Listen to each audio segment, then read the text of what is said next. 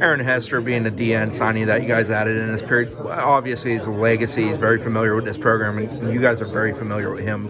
But what does he bring to the table that you guys like so much? First, he plays the game with great physicality, plays the game fast. I was able to see him play live, and he does a great job coming off the edge. I think he's a guy that's a good natural pass rusher. He's a tough kid, and one of the things that, along with all the physical attributes that he also has a great pride in being a Seminole. So, I think he's going to come in, work hard, and I'm excited to see his development, coming in here in January and seeing where that can go. I know you guys made an effort to land some other guys at the spot. Obviously didn't pan out in the early period. How many more do you hope to add between now and when you get to spring? Ideally, we'll between 1 and 2, and with the way the transfer portal works, you kind of never say never. Really, a year ago, when Jermaine signed, we felt good about that, or when he came to school, we felt good about that.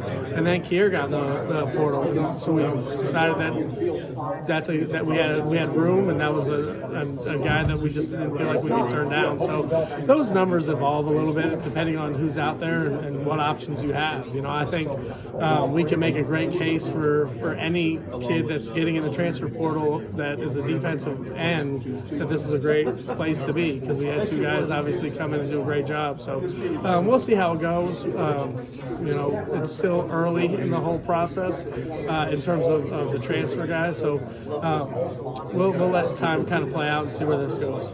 Lines, offensive and defensive line, demands a lot of physical development from guys to be able to contribute.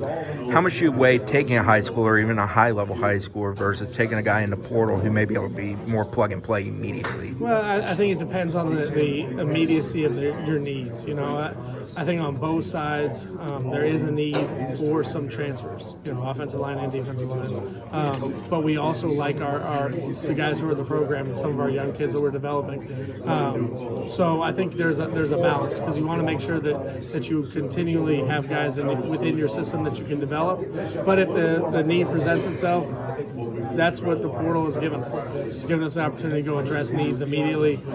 So we're going to utilize both. It depends on the year in terms of how often or how many guys we take from one or the other. Like a year ago, when J-Rob and Kando, who had played the bulk of the snaps, both were seniors, didn't really have a ton of experience backing them up, the transfer portal became critical. This year, Derek McClendon and Quayshawn Fuller got to play a whole lot more than they had as freshmen. So we have guys with experience coming back, and we have some young guys that we're excited about. So we're not just going to take a guy out of the portal just to take him. They'd have to be the right fit and the right guy.